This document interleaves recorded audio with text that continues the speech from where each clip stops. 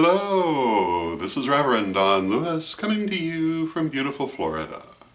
And today our question comes to us from Magenta.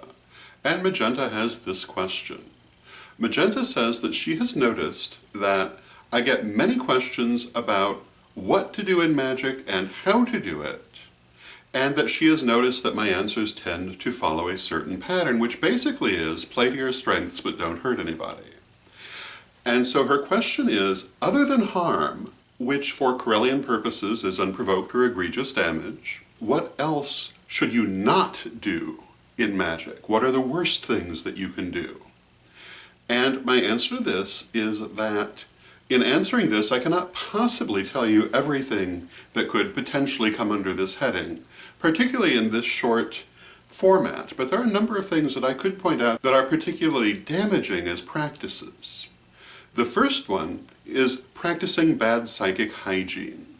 Psychic hygiene is really, really important, keeping your energy clear, clearing and releasing on a regular basis, making sure your energy patterns are clean, and addressing blockages as they develop, as well as old blockages through various kinds of shadow work. I think this is very, very important, and not doing it is one of the worst things that you can do on a spiritual path.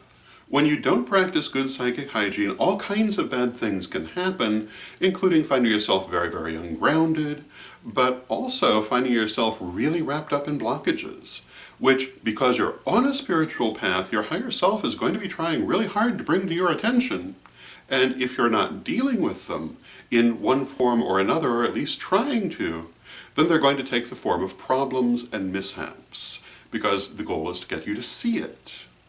So good psychic hygiene, very, very important. Bad psychic hygiene, very, very bad. That would be the number one thing I would say. The second thing I would say is, in dealing with magic, it's very important to know yourself and know what you want, to not be divided. So the next bad thing that I would say is to be divided in yourself, or to be uncertain in what you're wanting and what you're doing. And I would say that if you find that you are not clear in what you're trying to do, don't try to do it then. Try to get that clarity first, because if you're pulled in different directions, then so will your magic be. And some of the classic examples of this, the person who wants to get that ideal job and works for it but doesn't really believe they can have it, or perhaps doesn't believe they deserve it, well, of course the magic isn't going to come out well, because their own internal beliefs are in conflict, and so their energy will be as well when they do the magic. And this is true in any particular goal that you might have. If you are divided in your feelings on it, then you're going to be divided in your results as well. So self-knowledge is very, very important, and lack of personal clarity is very, very bad. And there are many ways to gain that clarity, and a lot of them come under the heading of shadow work. But it's very important to have it and to keep working towards it on a continual basis. The third thing that I will say is that you should be cautious in the kinds of magic that you're doing if you're looking at things that are advanced, but you are not yourself advanced.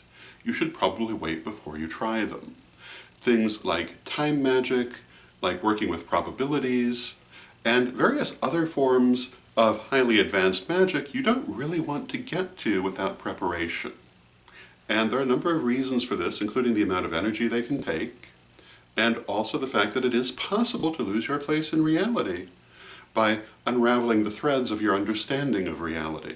And when you work with things like time and probability, you can do that. So this also really comes under that heading of know yourself and know your place in time and space, but it's also in some ways separate. So it would be my third thing, and those three things are the ones that I think I would list as the most important things not to do. So those would be my thoughts on the subject. I hope you find them helpful, and until next time, may you blessed be. The Tarot of Hecate. My 100-card tarot deck, 30 years in the making, finally available to you from witchschoolstore.com. Check out a copy today. Pray for peace. Pray for love. Pray for stability. Pray for the nation where you live. Pray for the world.